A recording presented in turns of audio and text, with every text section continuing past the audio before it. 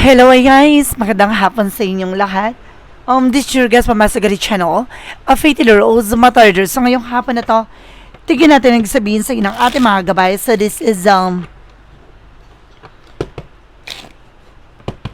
random gabay for the sign of Pisces. So Pisces, welcome to my channel. Ano kayang messages, advices, and spirit guides ang ating masasaga for today's video?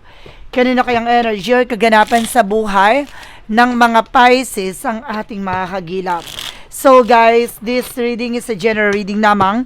Hindi lahat makaka-resonate, kunin lamang po ang makaka-relate sa inyo. And comment down below kung kaninong energy ang ating nasaga. Because don't forget to like and subscribe my channel. And hit ko ba for more videos, update ko. Maraming salamat po sa mga walang sawang pag-support sa aking channel, lalo na ang skip ng ads na way pagpalain kayo ng Diyos at may kapal siksik digdig na gumapaw na biyayang manumbalik sa inyo. So let's see guys, what is the messages, advice sa'yo ng ating spirit for the sign of Pisces. So let's see and watch this. Angel Spirit Guides, please give me information po. Ano kayong sabihin sa inang ating mga baraha? So there's a Page of Cups, listen to your intuition, listen to your gut feeling. Makikinig ka sa vibrations mo, sa nararamdaman mo, dahil hindi ka ililigaw nito. Dadaling ka sa mas mga totohanan. Hayaan mo ang iyong emosyon ang magdala sa iyo ng paraan or daan, para malaman mo at matuklasan mo ang lahat mga bagay na nangyari sa paligid mo. And there's a Ten of Pentacles. Magkakaroon ka ng long-term success and financial security. Na magkakaroon ka ng pangmatagalang daw sitwasyon at magkakaroon ka ng pangmatagalang finances, na financial windfall or unexpected financial windfall or financial security. And there's a judgment for a wake-up call. Para pinapalalahanan ka na you need to pay attention. Kailangan mo mag-pay attention sa ginagawa mo, sa paligid mo. The answer to your question is here, na binibigyan ka na ng kasagutan sa kalatang katanungan mo.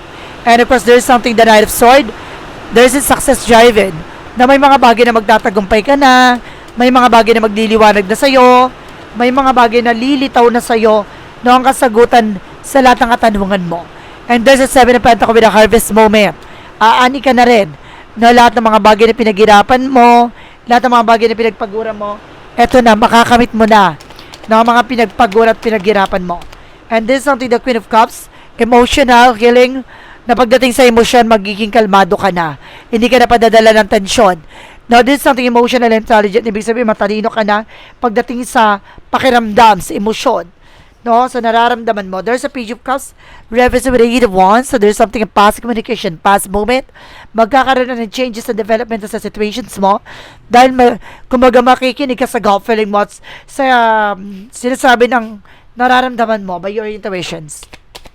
Now, what is the Ten of Pentacles? Reverse with the Chariot card. There's an action and movement. Magkakaroon talaga ng changes and development. Pagdating sa finances mo, pagdating sa career mo, pagdating sa reserves of income mo. Now, there's something that changes and development. There's an 8 of Wands for travel, guys. Now, some of you makakaalis ka na. Makakalipat ka na ng trabaho. And there's a 5 of Pentacles. Pinapalala ka na kayo dito, pay attention. Iwasan mo masyadong magarbo, magasto. Don't spend too much. Now, there's a 5 of Pentacles. There's a makaranas ka ng financial loss or financial crisis or financial difficulties. Kaya mag-ingat po tayo how to manage our finances or money. So let's see. And because there's a Knight of Cups, there's an offer. Maraming offer na darating na maaaring bibilis tong offer na paparating na to na hindi mo akalain na ibibigay sa'yo. There's something romantic offer, proposal, promotions. What is the Seven of Pentacles? Reverse with the Three of Pentacles, collaboration. Kailangan marunong ka makipag-communicate na maayos. Ayusin mo yung pakikipag-usap, pakikipagtalakayan. Dahil maaaring ito na yung matagal mo nang hinintay. Maaaring makuha mo na, mata mo na. What is the additional messages with the Queen of Cups? There's a Knight of Cups, there's a wish fulfillment. So may mga bagay na matutupad na, may mga bagay na may sasakatuparan mo na. At magiging kalmado na ang iyong pakiramdam. What is the Page of Cups? Because the Hidden Wands. There's a Nine of Pentacles. There's a something security. Na magkaroon ka seguridad pagdating sa mga plano mo. No, sa lahat ng bagay na gusto mong gawin. No, makinig ka sa nararamdaman mo na meron talagang gumakarang at lang dyan. Pero kailangan pag-ingatan mo.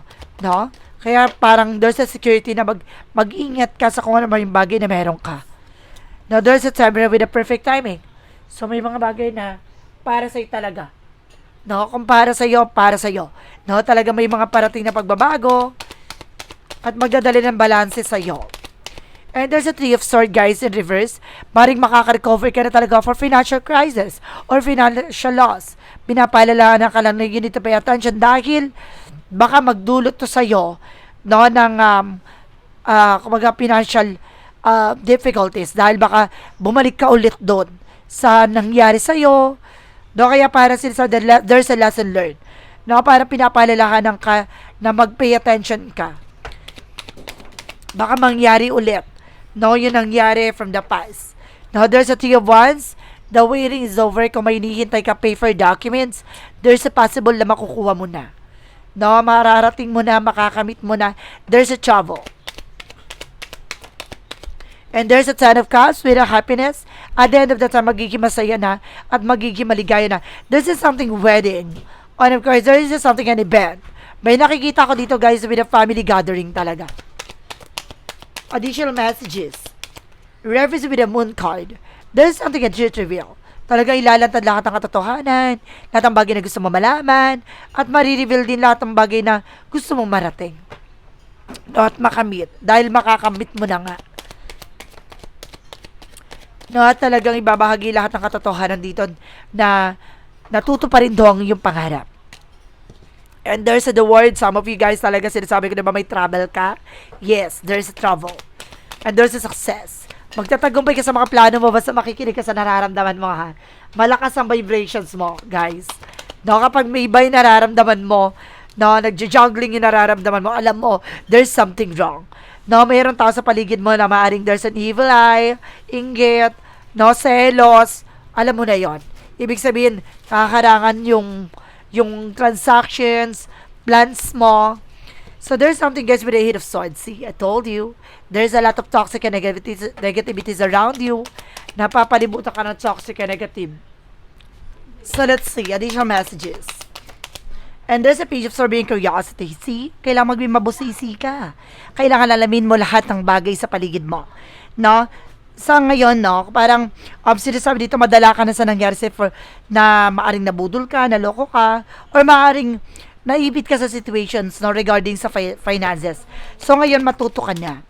No, kaya kailangan na mas magiging private na dapat ang mga plans mo. Diba? What is additional messages? And there's a Two of Pentacles with a balance. So, kailangan mo maging balance.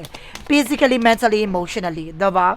Balance dapat ang atake mo. Timbangin mo yung mga bagay na makakatulong sa'yo o yung mga taong pagkakatiwalaan mo. And there's a Star card, healing and recovery. Makaka-recover ka na raw talaga. No, sa lahat ng nakakabiguan na nangyari sa'yo. At maaaring may pag-asa pa na makabangon ka. At unti-unti na nga to. No, dahil makakamtan mo na ang matagal mo nang hinihintay. No, ang kasaganahan na walang humpay. So let's see. Additional messages. And there's something that for be mature and not being grounded. No, pagdating sa emosyon, mas lalo ka ng matured ngayon. No, hindi ka na padadala ng mga tensyon. No, ng mga tao sa paligid mo na drama ang atake. No, ngayon, pagod ka na sa mga bagay na yan, alam mo na kung ano yung totoo at hindi totoo. No? At alam mo na kung itong bagay na to or nagpapanggap lang or pinipeki ka lang. So, let's see what is additional messages for finances and career, love life, at kalusugan. Let's watch this. So, let's see. Pagdating for finances and career, let's see, guys. For finances and career, there's an equipped story to clear the boundaries. Linisin mo yung mga bagay na magsisilbing balakid sa pagtupad at pag-abot ng mga pangarap mo. Diba? Kumbaga, alisin mo yung mga makakasira ng plano mo. And there's a Seven of Cups, lalo-lalo na yung mga taong nanggugulo sa'yo, yung mga taong pinipilit kang sirain, pinipilit kang pabagsakin. And if there's something the Six of Pentacles, magiging balance na raw ba sa finances mo. Magtutuloy-tuloy na raw ang pasok ng pera sa'yo. Magiging maganda na daloy ng finances, the resource of income mo. Pasabog ka dyan. No, dahil magkakaroon ng control at manageable. There's a page of wands by good news. May magandang impormasyon na paparating. This is something a good news that brings you a financial offer. There is something the King of Pentacles, maging secure ka sa bagay na hawak-hawak mo. Ano man yung bagay na merong kakailangang proteksyonin mo at pangalagaan nito. No? And this is something the Nine of Pentacles, you have a potential for abundance. Magiging masagana pamumuhay mo at magiging maganda daloy ng kapalaran mo. So let's see, what is the messages? Pagdating naman tayo sa love life, so there is something that Five of Swords, nagkakaroon ng self-sabotage that because of your action and decision, no, dahil nagiging transparency ka doon sa person mo, either ginagamit niya yung pagmamahal na yan, no, para lokohin ka, or either kailangan maging balance ka pagdating sa relasyon. No, there's a Page of Pentacles, no, mag-invest ka kung sino talaga yung may pakialam, may care sa'yo. There's a Hermit card, the answer yun this year. So, bibigyan ng kasagutan ang iyong lahat ng katanungan pagdating sa buhay pag-ibig. There's a Hierophant, no, some of you nagkaroon ng separation, no, of course, annulment, and because there's something a lesson learned. Matuto ka na from the lessons that you've done before. No, there's a Six of Swords na unti-unti ka na makaka-recover, makakaalis, no, sa problema, sa mga napagdaanan mo. And there's an Ace of Swords with a mental clarity. Maliwanag na ang isip at utak mo ngayon pagdating sa buhay pag-ibig. Hindi ka na padadala ng iyong emosyon. No, gagamitin mo na yung utak mo kaysa sa puso mo. Head over heart ang atake mo ngayon. Okay, let's see. Pagdating naman tayo sa kalusugan mo, there's a Kingman, guys. You're feeling stuck, no? Some of you, lutang ka, balisa ka, and there's a Full card. Kailangan mo magdasal. No, gawin mo sentro ang ating Panginoon sa lahat ng ginagawa mo, sa lahat na nangyayari sa'yo. There's a 12 Cabinet partnership. No, ilapit mo, no, ang iyong sarili sa ating Panginoon, no, pagdating sa relasyon. Parehas kayo nararamdaman. No, there's a Ten of Swords with a sabotage. May sumasabotahe sa inyong relasyon. May tumatraidor talaga. There's a Queen of Pentacles. Maging mature ka how to defend your family, yourself. No, basta wag kang tatanggap ng pagkain na galing sa ibang tao, even your family related. Dahil hindi mo pa totoo kilala ang totoong kalaban mo. There's a Five of Wands na nakikipagpretensya ang kalaban mo at gumagawa sa iyo ng hindi maganda. Binibigyan ka ng karamdaman, ganun din ang person mo, even your family. So guys, let's see what is the magical fairy messages, advices, and of course, pick a card, yes or no. Kung bago ka sa channel ko, guys, pick a card, yes or no, pwede ka magtanong. Isa lang ang magiging sagot dyan, within 1, 2, or 3. Then of course, kung nakapili ka na, please comment down below kung ano number na pili mo. Malalaman mo ang sagot sa dulo ng reading na to. Then of course, guys, maraming salamat po sa mga nag-share ng aking video sa anumang uri ng social media platforms. Maraming salamat po. And of course, maraming salamat din sa mga hindi nag-i-skip ng ads sa way pagpalain kayo ng Diyos at may kapal. Siksik tiglig na gumapo na biyayang manumbalik sa inyo. So let's see what is the magical fairy messages and advices. So let's watch this. Okay, let's see what is the magical fairy messages. Represent what? And there's a pregnancy. Some of you guys, no, maaaring magbuntis ka, no? Or there's a daughter, maaaring magbuntis ka ng babae. No, maaaring manganganak ka babae yung magiging anak mo. At the same time, guys, maaaring there's a blessing coming and there's something in summer season. The answer yun is this here. So, matagal mo nang hinihiling yan. Na maaaring mangyari na at matupad na nga. What is the yin and yang oracle card? Represent with an ego. Alisin mo yung ego, pride, luho, bisyo, and there's assistant with spirit guides. Some of you guys na meron talagang gumagabay sa'yo na angel spirit, no, na may gabay talaga. And of course, there's a home family commitment, no, especially sa pamilya mo. May gumagabay na ancestor guides, or meron talagang kinalaman ng reading mo with your family, no? So, let's see what is the detailed messages with an angel spirit. For synchronicities represent what? Represent, guys, with a child. Magkakaroon ka talaga ng anak pa, no? And there's a wildness, so kailangan mo maging mabagsik or palaban. No? Let's see one more card, please. Represent, guys, with a love. Malaking factor sa reading mo ang pag-ibig ang talagang inaano dito. There's a rebelde. Na meron talagang gumagante. Meron ditong, kumbaga, nag-iba ang ugali or nagrebelde. No? And there's something shapeshifter mimicking. Si may ahas talaga nagbabalat kayo. No, gumaganti to, gusto kayong siraan nito. No, there's something of regret and mistakes. No, may mga pagkakamali dito na maaaring pinagsisisihan. No, siguro nagtiwala ka. And of course, naniwala ka sa tao na yan. What is the Jesus loving quote said? Pray always. See, I told you. Sinasabi ng ating ni Jesus na kailangan mo magdasal palagi. No, gawin mo siyang sentro sa lahat na nangyari sa buhay mo. What is Archangel Michael messages? Use your imagination and you see the answer. Sige, gamitan mo to ng intuition, makikita mo lahat ng kasagutan sa lahat ng katanungan mo. Di ba, mabubulgar na sa'yo to kung sino man to. What is an angel's number? Represent with its 1010, it's up to you. It's time to put those long cherished ideas into actions. You will soon come into a contract with appropriate individual circumstances and resources. Eventually, you will experience a joy as well as a brand new opportunities. Trust in the process. So, kailangan mo magtiwala sa tamang proseso. Nasa sa'yo na yan na kung ba mo yung pasensya mo o magiging kalmado. What is the Money Move Oracle deck? There's a duality. Diba? Don't lose your vigilance. Dalawa, no, dalawa talaga, no, yung perspective of yung katangian ng isang tao, no, may mabuti at may masama. So there's something mag-ingat ka dito dahil hindi porket pinapakita, no, with angelic face ay maaaring mabuti na siya. No, baka there's an hidden intention. What is the shadow work represent what?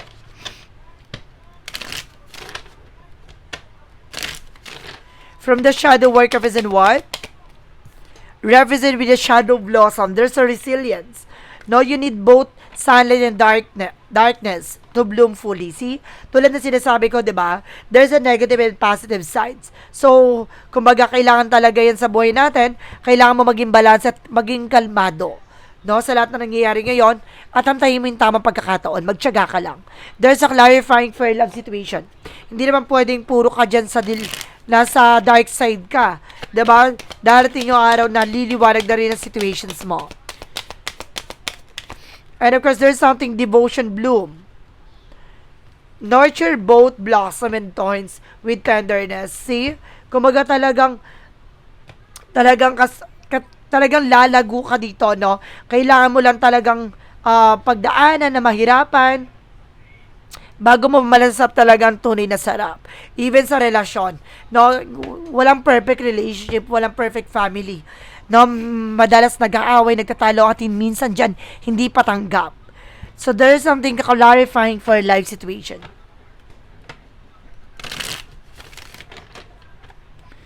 No, mayron talagang kontrabida sa buhay natin. Hindi nawawala yan. And of course, there's something, eclipse of concealment. Navigate through the eclipse of concealment, understanding that cycle, nature of hidden peace and waiting revelations. No? Kumbaga, unti-unti mo rin matutuklasan yan, unti-unti mo rin malalaman yan, hanggang sa tuluyan na talagang ma-reveal lahat ng bagay na yan. No? May panahon at pagkakataon para dyan. Kailangan mo hintindihin yung mga bagay na nangyayari sa ngayon. There is something what lies beneath very future. And there's something getting a room. Hotel, motel, suite business. So some of you guys, no, ayun yung mga bagay na nakatago dyan. Maaring dyan mo yan nakilala, or maaring yan ang trabaho niyan. Let's see. Mag-ingat ka from that person. And there's a destroyed na maaring sirain kayo, or maaring yan yung sumisira sa eksena nyo. What is the part of the light represent what? So, ibig sabihin dito guys, kailangan nyo siguro ng kumbaga lumipat siguro ng lugar, ng tahanan, or kailangan mo lumipat ng trabaho. And there's a compassion. I open my heart to other, extending mind, kindness, and understanding without judgment. Through compassion, I create bridge of connection, healing not only myself but also the world around me. I offer my empathy freely, knowing that in the serving of others, I go stronger in love. See, talagang yung pagmamahal mo is genuine. No, talagang puro yung pagmamahal mo. No, kahit yung mga tao sa paligid mo, nga lang talagang ginagangster ka, talagang tinatarantado at inaabuso ka lang talaga. No, so let's see what is the pick a card, yes or no. So let's watch this. Okay, guys. So with the pick a card, yes or no, guys.